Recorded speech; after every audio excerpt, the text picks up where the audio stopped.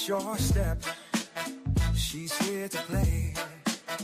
And though she be but little, she is fierce. Takes the drama, cuts it clear.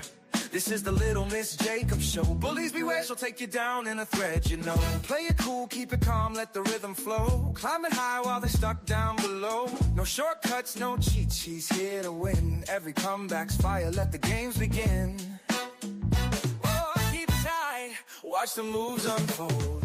Every word's a strike, every line is gold. Take your shot, but she's 10 steps ahead. Every headline reads the thread she just said. It's the rhythm of the bold, the beat of the free, the sound of ambition, the way it should be. Step by step, let the groove take control. Turn the highs and lows into pure gold. This is the show, this is the vibe. The Little Miss Jacob groove is alive. And though she be but little, she is fierce, cuts through the noise with words that pierce. It's not just wit, it's how you move. Every challenge fuels the groove. It's the rhythm of the bold, the beat of the free, the sound of ambition, the way it should be. Step by step, let the groove take control. Turn the highs and lows into pure gold. This is the show, this is the vibe. The Little Miss Jacob groove is alive.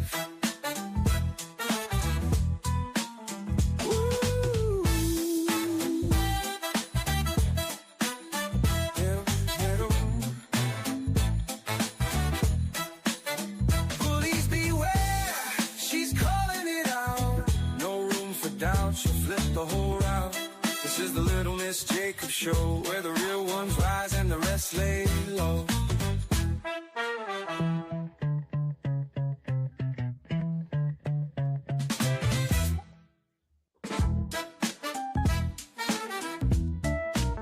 Watch your step.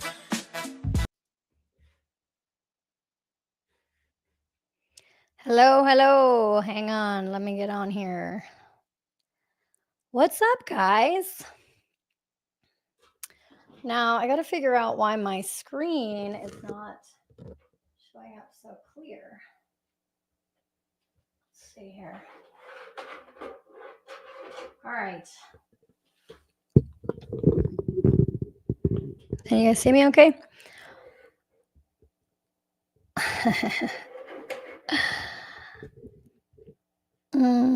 I think that's going to be as good as it's going to get. Oh. It just looks like a little foggy, and I don't know if it's because of my screen, maybe. Uh-oh.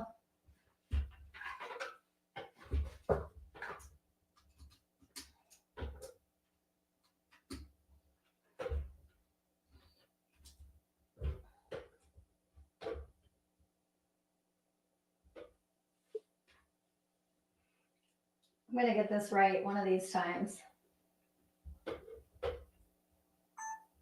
Oops.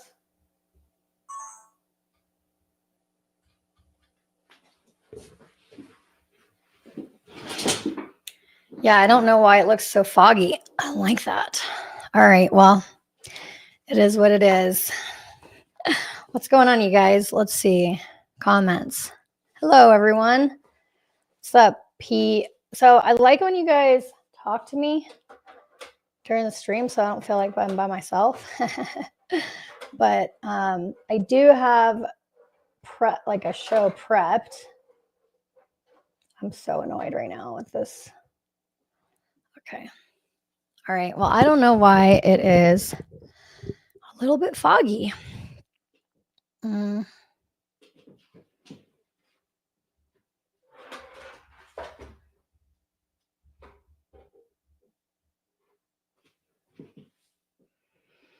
Man, I'm annoyed, but it's all about the content, right? We don't care what it looks like. Okay. All right. Hey, guys.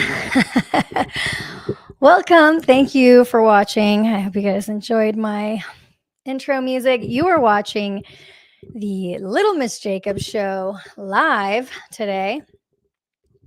And got a lot. We got some stuff to cover today. I don't know how to put myself in the middle. All right. We are going to get better at this. I promise you.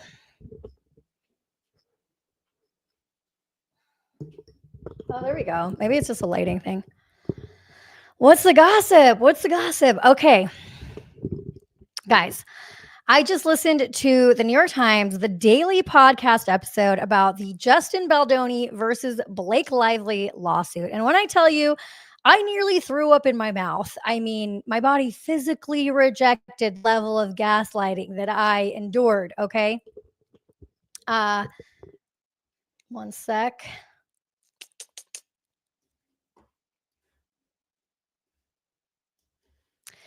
And I'm just trying to figure out if I can pop out the comments so I can put those on my screen, but maybe I can't. Okay.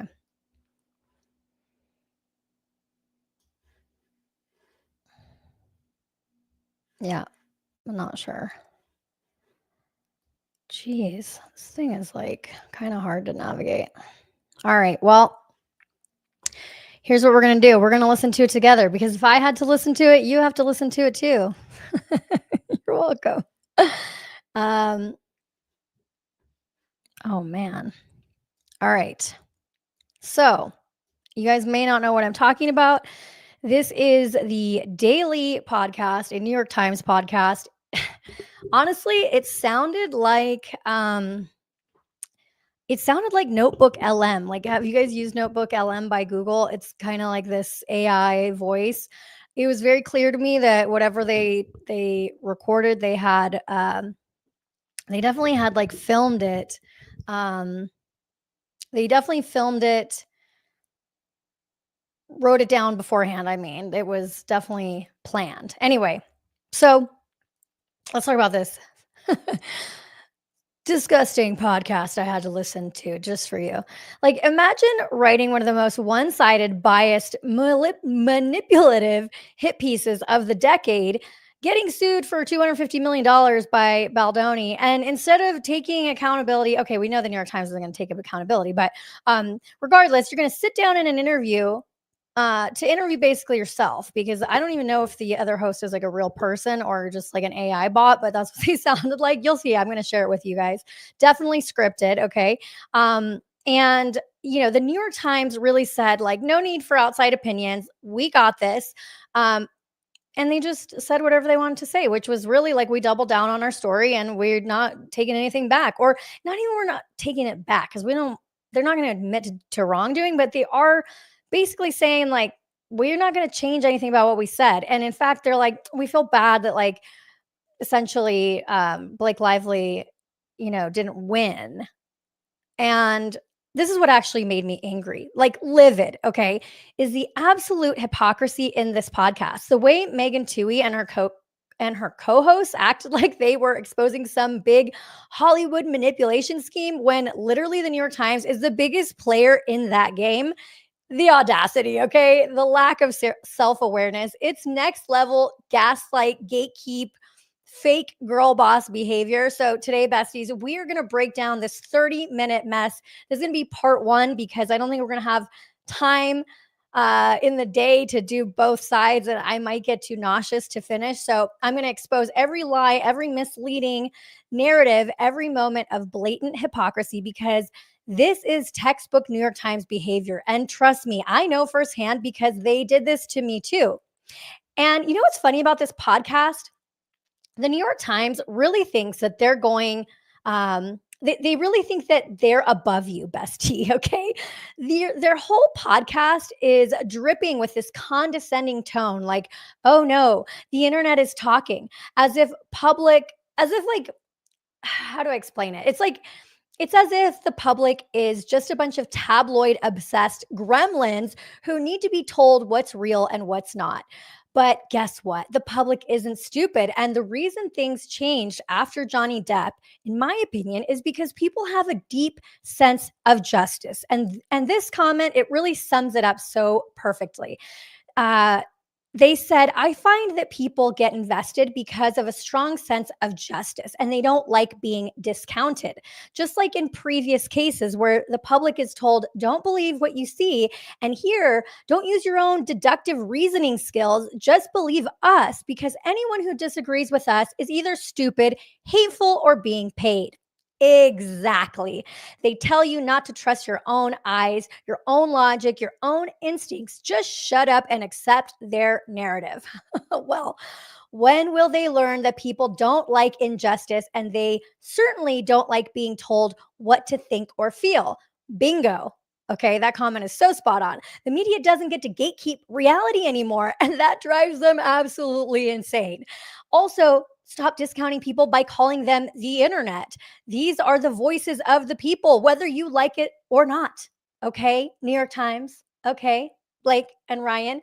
The last line, okay, that is just so savage because it's so true. The public isn't just the internet, okay? It's real people who are done being manipulated. And the New York Times can roll their eyes all they want, but their days of controlling the narrative without pushback, yeah, those days are over, baby. So let's get into it. I'm going to play this for you guys. Oh boy, I don't know if I'm ready for this again. New York Times, I'm Natalie Kitroeff. This is The Daily.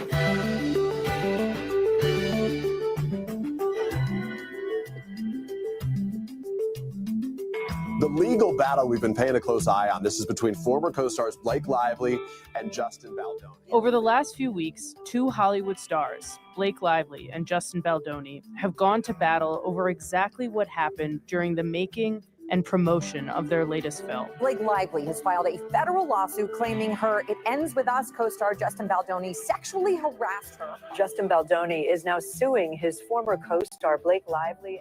It's a dispute that's pulled back the curtain on an alleged smear campaign and the new set of tools that celebrities can use to defend themselves and redefine their enemies in the court of public opinion. The tea is piping hot. I mean, there's just so much currently being said about It Ends With Us. Today, my colleague Megan Toohey on the legal complaint that started it all. It's a mess, so let's get into it. It's Tuesday, January 28th. Megan, welcome back to the show. Thanks for having me. So you have broken and covered some of the biggest stories of sexual harassment in Hollywood, but your latest article has generated an extraordinary amount of attention, even for you. And I have to confess to being pretty read in on this one. It has been difficult to avoid the online conversation around it. And it all began with this story that you wrote. Tell me how you came to that story. So in December, Blake Lively, the movie star, filed a legal complaint. It was made with the California Civil Rights Agency, and it is a formal complaint against Justin Baldoni, her co-star and the director of the latest hit movie that she just made. It Ends With Us. Yeah, who she says sexually harassed her. And what's particularly interesting to us was the information that forms the foundation of the filing, which are excerpts from thousands of pages of text messages and emails that Lively's team acquired through a subpoena. In them, in these documents, Baldoni and his publicists orchestrated what Lively describes as a modern-day smear campaign, what she said was a coordinated push to tank her reputation out of fear that her allegations may come to light. And what really interested me and my colleagues, Mike McIntyre and Julie Tate, in this complaint and in what it purported to show is not just how to protect someone's reputation, but how to harm someone else's. That's the alleged smear campaign. Yes. Okay, let's talk about. Oh boy. Oh boy. Where do I even begin? Okay. The way that they're setting this up, you would think that Lively filed an emergency HR complaint while she was still on set, desperately trying to get someone to listen. Well, that's not what happened. There was no official HR complaint during filming. According to Brian Friedman, Baldoni's lawyer, any concerns Lively raised were addressed at the time. And after that, she didn't bring them up again. Okay, it wasn't even an official HR meeting. But months later, after the movie is finished and out in the world, a CRD complaint suddenly appears. And not just anywhere, it magically lands in the inbox of the New York Times, fully packaged with carefully selected text messages. Yeah, that is not an investigation. That is a PR rollout. And about those thousands of pages of messages, Tui really wants you to believe these were pulled from court-ordered subpoenas, like some federal takedown of Baldoni's private records. But what she doesn't tell you is that the text came from Baldoni's former publicist, someone who, by the way, was married or is married to a partner at his former talent agency, the same agency that later dropped him. That wasn't a neutral subpoena from a court demanding evidence, in my opinion. This was a disgruntled ex-employee handing over selected messages under pressure, probably hoping to stay in the good graces of some very powerful people in Hollywood. But sure, totally unbiased. I don't know. And let's talk about the irony here, okay? The New York Times running a whole podcast on the ethics of smear campaigns while actively being sued for one. And, I sued them as well. So it's a bit insane. It's like Jeffrey Dahmer doing a PSA on why eating people is wrong, okay? And make no mistake, the reason the New York Times is acting this bold is because they do not fear losing a defamation case, okay? They have not lost one since the 1960s. And trust me, I know, because when I sued them, they just barely dodged a libel verdict before I settled my case. And before we move on, notice how Tui casually frames Baldoni's PR strategy as some dark, sinister plot. Like he was sitting in a dimly lit room plotting Lively's downfall. But let's flip that question. Why aren't they asking what her team was doing behind the scenes? Because trust me, they were doing plenty. And we'll get into that next, okay? So let's keep listening to this podcast. Oh, Lord. The campaign, as described in the filing. Where does that story start? It starts with the filming of It Ends With Us. What is this place going to be? A flower shop. And the movie is about this young woman chasing her dream of opening a flower shop who falls in love with this seemingly perfect guy. What do you do for a living? Neurosurgeon. I'm terrible. I'm sorry. I thought you were a crypto bro. But as the relationship progresses, he becomes physically abusive. Please just listen to me. Please. Promise me that I didn't know he was coming. Stop. Stop to me. Stop. Baby, please just stop. You stop. Please stop. The film was based on a novel by Colleen Hoover, one of the most popular novelists today. Yes, I know her. I think I've seen her books like a million times at the airport, for example. Yeah, of course. And, there was actually huge anticipation for the movie rights because of how many Hoover fans there are out there. And a studio called Wayfarer eventually gained the rights. And Baldoni, who is also co-chair and co-founder of the studio, called it an act of providence for him to get to direct the film. So this is something he's really excited about. Yes, it was right up his alley. He had gotten his start as an actor on the show Jane the Virgin, but in recent years, he'd become like a very vocal critic of toxic masculinity. Are you confident enough to listen to the women in your life and actually believe them, even if what they're saying is against you?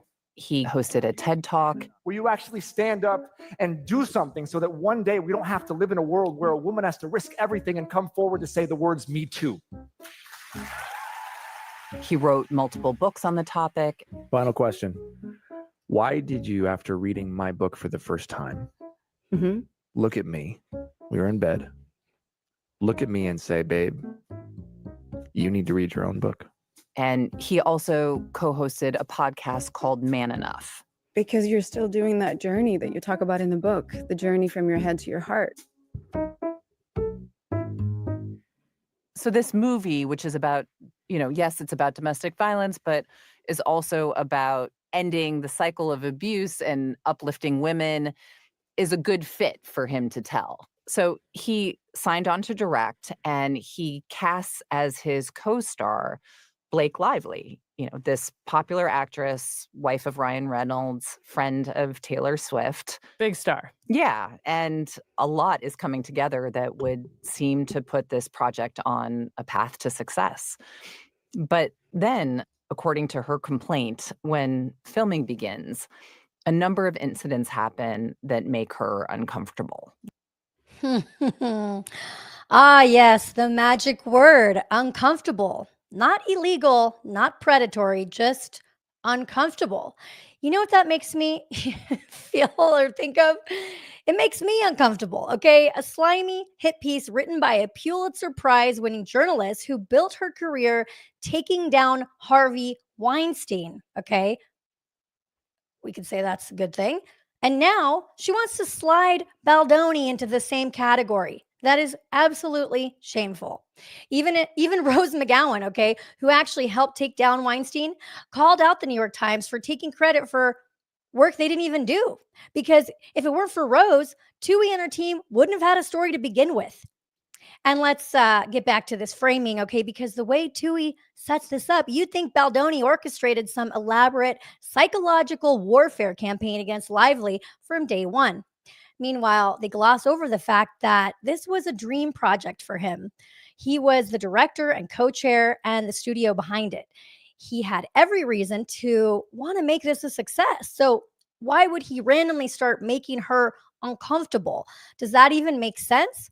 And here's the irony, okay? The actual drama on set wasn't Baldoni creeping around. It was Lively literally taking over the film. She rewrote scenes, re-edited entire cuts, and eventually forced the studio to use her version and the movie over Baldoni's. But somehow that's not the story we're getting. But let's go deeper, because Tui's going to try to frame Baldoni as a hypocrite for speaking out about masculinity. Then we really need to start asking why the New York Times suddenly cares about uplifting women when they've spent years trying to destroy them. That's next. I was a woman too, by the way, and they wrote a hit piece about me. So I don't know. How much does the New York Times care about women? That's a good question. Like what, for example? So the complaint says that Baldoni wanted to add some sex scenes to the movie that she felt were gratuitous. She also alleges that he improvised unwanted kissing, discussed his sex life with her, and entered her trailer without permission while she was breastfeeding. And she also has made allegations against one of the film's lead producers, Jamie Heath, who is the CEO of the studio, Wayfarer.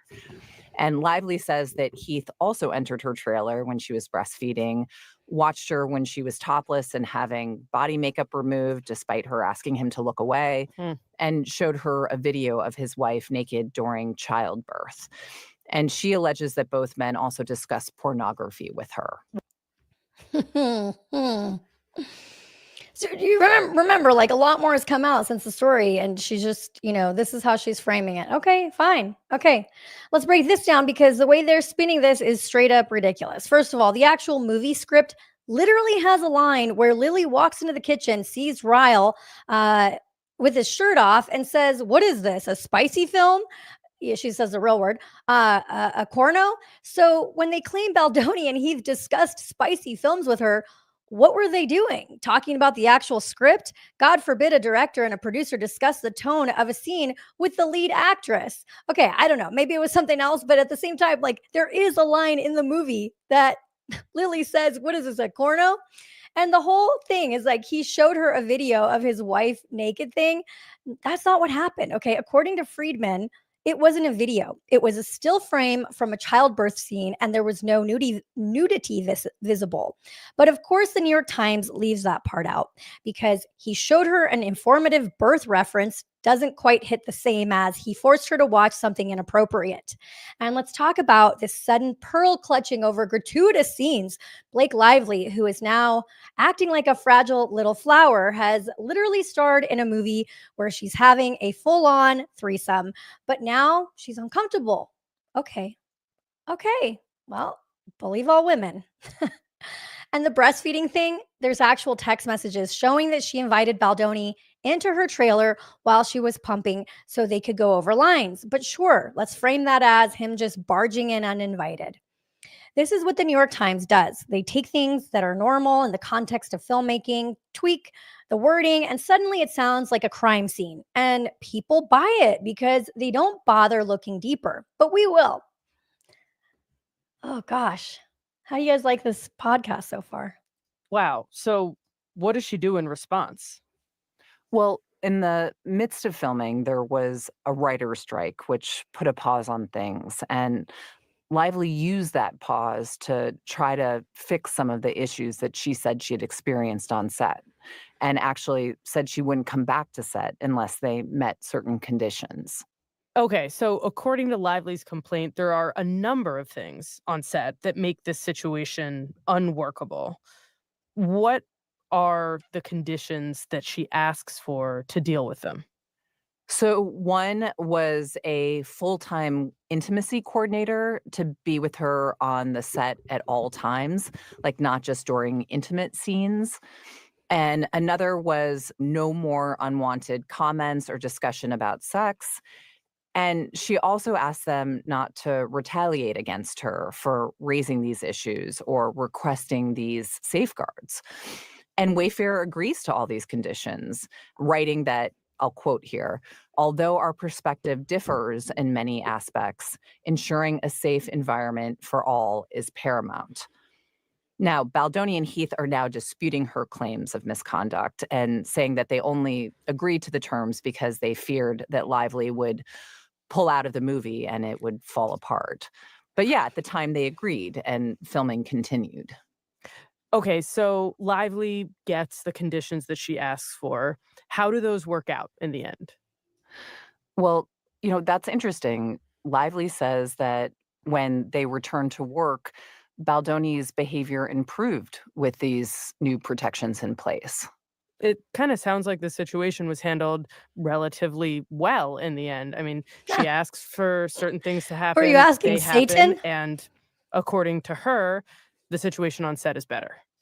Yeah, I mean, I think that by her account, this was like a situation of problem identified, problem solved, everybody moves on.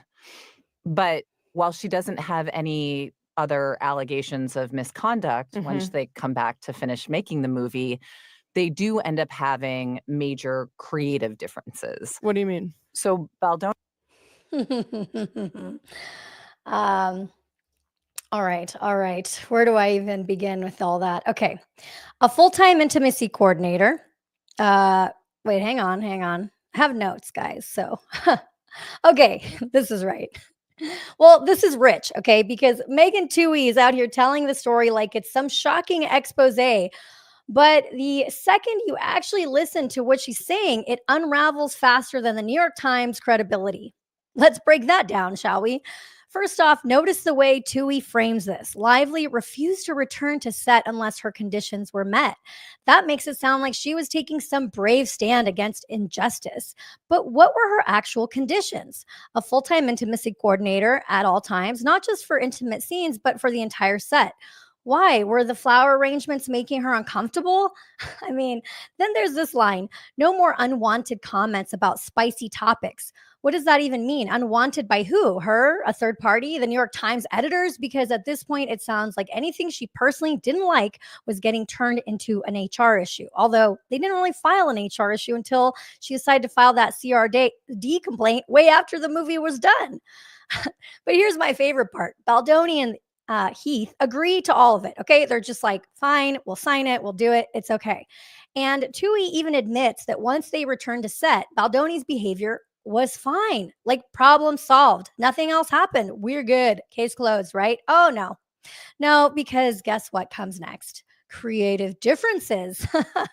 Okay, so hold on. You're telling me that whatever made her uncomfortable was resolved, filming continued, and the actual problem ended up being creative control over the movie. But somehow we've escalated this to a full-blown public takedown of Baldoni and his business partner. Does that sound normal to you? Okay. And Twohey just slides this part in like it's an afterthought. They had major creative differences. Oh, so that's what it was actually about. And yet here we are with the New York Times running. Here we are with the New York Times running another hit piece, acting like Baldoni is the second coming of Harvey Weinstein over creative differences. She got every single demand that she wanted.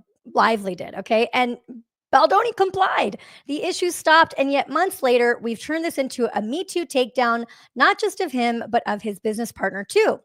If the actual workplace concerns were handled, then what are we even talking about? Oh, right. Power and revenge. And this isn't, you know, this isn't the gold standard, if you ask me. This is exactly why people don't trust the New York Times, because they're not reporting, they're framing. And, well, let's frame it up for them, shall we? He does an edit of the movie one way, but Lively did her own edit. And in the end, Sony, the distributor of the film, supports her version. And as the premiere approaches, the public starts to pick up on indications that there had been some drama behind the scenes. You know, Lively and some other cast members had unfollowed Baldoni on Instagram. Fans wondered, like, why was that? Right. Then Why was that? Why did they unfollow? Oh, yeah, that's right. You know, my clients unfollowed me too after the New York Times got in their ear. So here we go. The New York Times doing what they do best, stacking the deck with selective details to make their version of events sound more legitimate than it actually is. First off, let's talk about this Sony mention. Notice how Tui casually dropped Sony supported Lively's version, like that was some objective proof that her cut was better. What she doesn't mention is that when the film was tested with actual female audiences, they chose Baldoni's cut. But you don't hear that in this podcast, do you? Nope, because it doesn't fit the narrative. Brave woman versus creepy man narrative that they're pushing. But let's take a step back, because what the hell is Lively's version thing to begin with? Like, since when does an actress get to submit her own edit of a movie? That is not normal in this industry, okay? The director gets the final cut unless the studio steps in. Lively was never supposed to have her own cut, but Tui completely glosses over that fact, and like it was always the plan, and Baldoni was just so out of line. And this is what the New York Times does, okay? They rewrite industry norms so that you think that Lively having her own edit was completely reasonable, and Baldoni fighting for his own cut as a director was somehow sketchy. They want you to assume that Sony picked Lively's version because Baldoni's was filled with creepiness, when in reality it was about control. She wrestled it away from him, and when he pushed back, they turned it into a scandal. And just to really drive home the manipulation, notice how Tui immediately follows that up with, fans noticed Lively and some cast members had unfollowed Baldoni on Instagram. The way they present this, you'd think that the Instagram unfollows were some smoking gun that proved Baldoni was a problem on set. But all that tells me is that this was a coordinated move, a PR stunt to make it look like there was a massive issue, when in reality, the issue was that Baldoni wouldn't let Lively take over his movie at first, right? I mean, he did. Oh man, he tried so hard, but not hard enough to hold on to it, right? So let's recap. The New York Times took a standard director versus studio edit battle, erased the part where the female test audiences chose Baldoni's cut, framed Sony as if they were some neutral third party siding with Lively, and then sprinkled in some Instagram drama to make it seem extra suspicious. This is not journalism, okay? This is PR.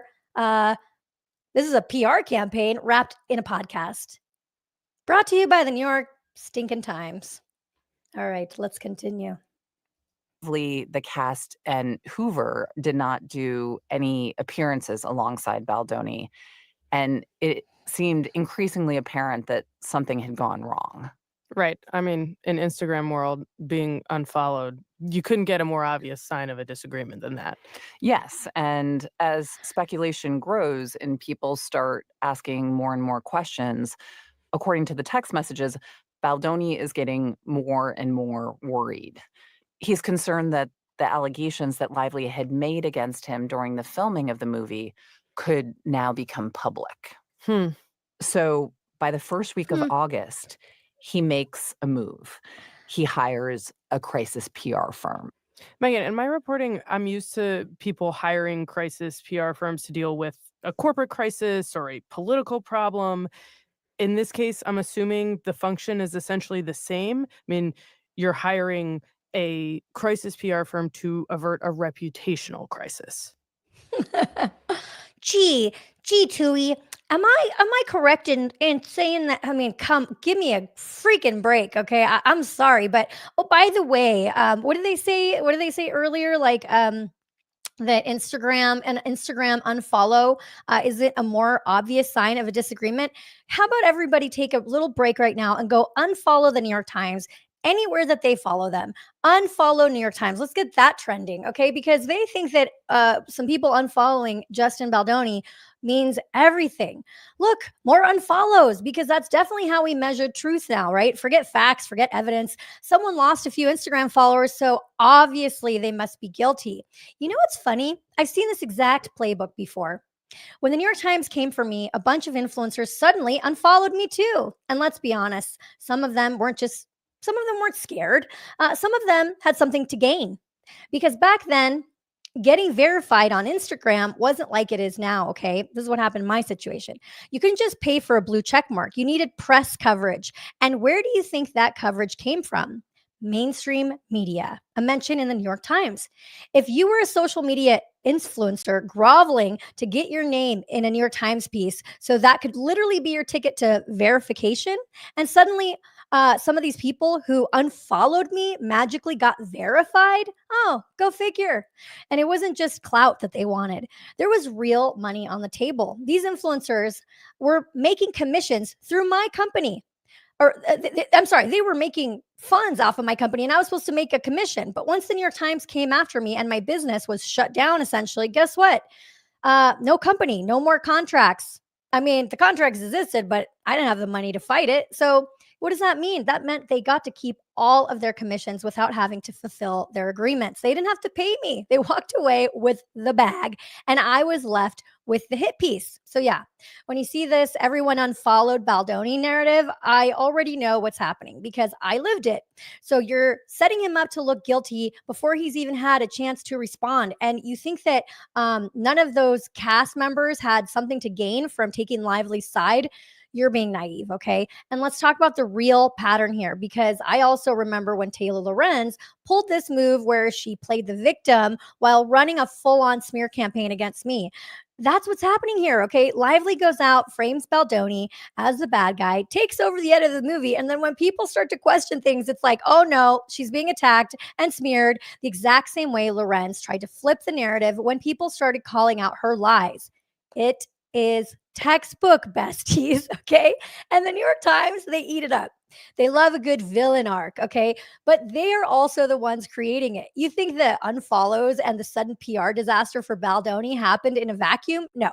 This was orchestrated, okay? And this is exactly what they do. They isolate you, they make sure your allies disappear, and then they run the hit piece while you're standing there all alone. So yeah, Baldoni hired a crisis PR firm. And you're telling me Lively didn't have PR running defense from day one? Please.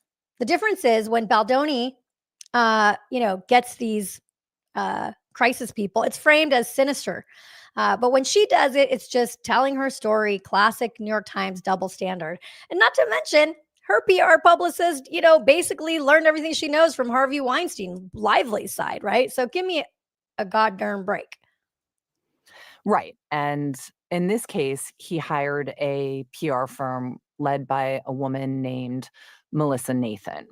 And she's worked with a variety of high-profile clients, including Johnny Depp, who was accused of physical abuse, as you may recall, by his ex-wife, Amber Heard. Yeah, we recall, And buddy. Nathan, as soon as she comes on, presents Baldoni with an initial strategic plan that included back-channeling with journalists to try to push positive messaging about him and defend against any negative stories that might arise. But the text messages included in Lively's complaint, which we reviewed, suggest that Baldoni wanted to go further. Can you just read me some of this? Because I think a lot of what we're going to be talking about here are about the internal communications that are going on. I just think it would be useful to hear some of these messages. Sure. So Baldoni wrote in a text message to a publicist, Not in love with the document they sent. Not sure I'm feeling the protection I felt on the call. And after receiving that message, the publicist texted Nathan saying, I think you guys need to be tough and show the strength of what you guys can do in these scenarios. He wants to feel like she, meaning Lively, can be buried. And the text message back from Nathan is, of course, but you know when we send over documents, we can't send over the work we will or could do because that could get us in a lot of trouble. We can't write, we will destroy her. And Nathan wrote, imagine if a document saying all the things that he wants ends up in the wrong hands. And added, you know we can bury anyone. Wow, that's pretty strong. Yeah, and a few days later, Baldoni... Wow, that's pretty strong. Ah, yes, the New York Times. Once again, digging through someone else's text messages like it's their personal diary. Funny how they love publishing other people's private conversations, but when they get sued, suddenly everything is protected under journalistic privilege, right? I don't remember getting access to Taylor Lorenz's burner phones and her dozens of Finsta accounts when I sued her and the New York Times. I don't remember getting to subpoena every shady back channel she used to dig up dirt on me. But here they are selectively airing out text like it's the group chat of the century. And let's talk about what's actually in these messages. Okay, guys. Baldoni says he's not feeling the protection from the PR plan, meaning he didn't think they were doing enough or he wasn't sure about the plan. That's normal. The dude is watching a media disaster unfold around him and he's asking for PR support. But the New York Times frames this like it's some sinister request for a military strike on Lively. Then, of course, we get one message that gets plastered everywhere. She can be buried, or he wants to feel that she can be buried. All right. Now show me the part where Baldoni actually said that. Oh, wait, you can't because he didn't. Okay. That was his PR team venting to each other, probably rolling their eyes at how messy the situation was. Ever had to show your boss every private message you've ever sent about him? You're telling me that no one has ever said anything sarcastic in a work chat? Please. But let's put this in perspective. The New York Times knows that this kind of spicy office banter happens because they do it themselves. When she was at the New York Times, Taylor Lorenz allegedly called Maggie Haberman a bitch in a Slack channel because she was jealous of her notoriety. But that's different, right? Because just journalists being journalists. But if Baldoni's PR team suddenly says something, it's all of a sudden a smear campaign. Give me a break, okay? Give me a break. And Friedman's lawsuit already called out how these texts were cherry-picked. The PR team was clearly joking, and the New York Times ran with it like they just uncovered Watergate 2.0, everybody. Classic. They selectively edit, they omit context, and when they frame it exactly how they want it, it's so that the public will eat it up. So they only see one side of the story, and we're supposed to pretend that this is investigative journalism. No, this is a hit job. And we're just getting started on how deep the hypocrisy runs. All right. So yeah, I mean, this is what I've done so far. This is my notes. I feel like we have quite a ways to go, but we're 45 minutes in here. So yeah, the New York Times wants to lecture us on smear campaigns while actively running one. So it's no surprise there, but we're not done exposing this hypocrisy. There's a lot more to break down. So make sure you're subscribed because part 2, 3, 4 maybe is coming. If you want to support my work, you can preview my upcoming book at littlemissjacob.com. I need your guys' help to help getting it written and published and all the things. I'm currently working on getting it funded and published. So please check it out. Also, follow me at Little Miss Jacob everywhere. And if you or someone you know needs short form video content, that's actually what I do. I help business owners like restaurant owners, plastic surgeons, all kind of people with short form content for social media. So head to creatorgenius.com. That's my startup. I like helping brands dominate online, but this is what I do in my free time because I love y'all and I never want to see this happen again. I think it's good that you guys are standing up for the truth. Listen, nobody said if the truth ends up on Lively's side that we wouldn't head on over there. But so far, I don't see that happening. Please like this video and drop a comment if made it this far, and share this with someone who needs to hear the real story. All right, besties, go question some narratives, and I'll see you on the next one. I have time for maybe a couple comments here.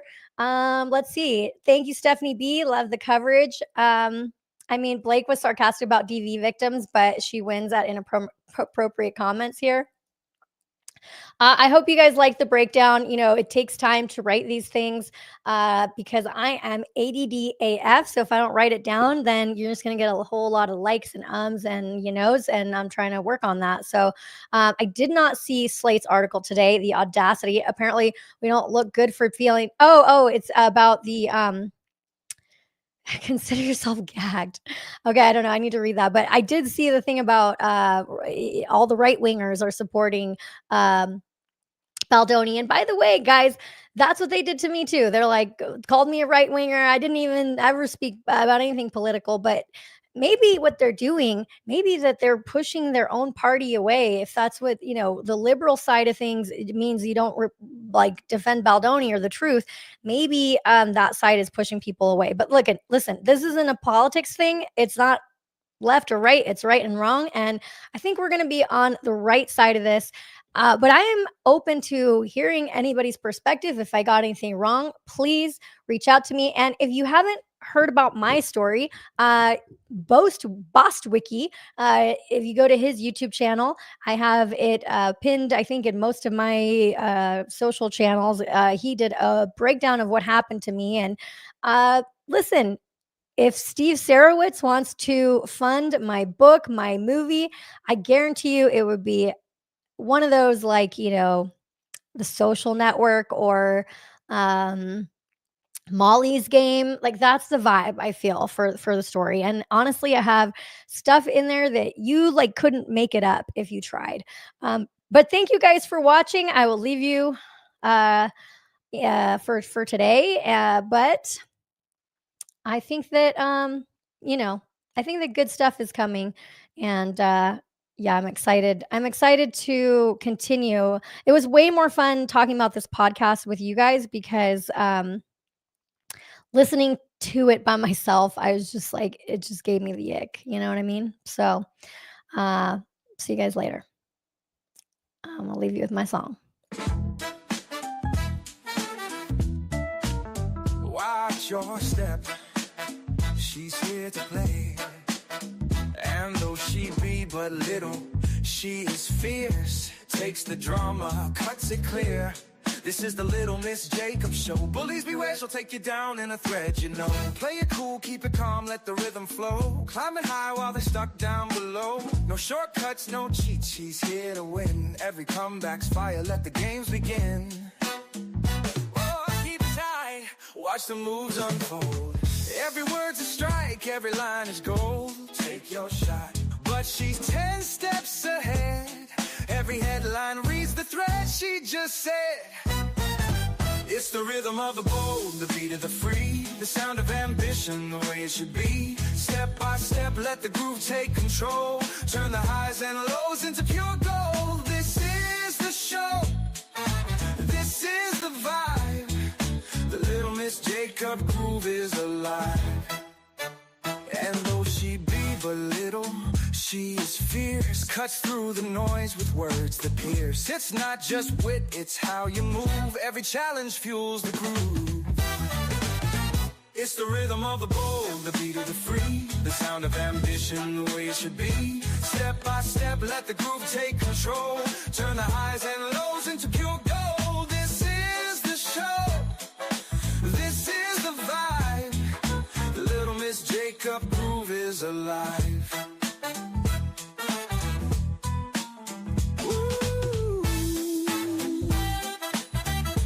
It's almost over, guys, but I like this song. It's me in a good mood. Bullies beware, she's calling it out. No room for doubt, she'll flip the whole route. This is the Little Miss Jacob Show, where the real ones rise and the rest lay low.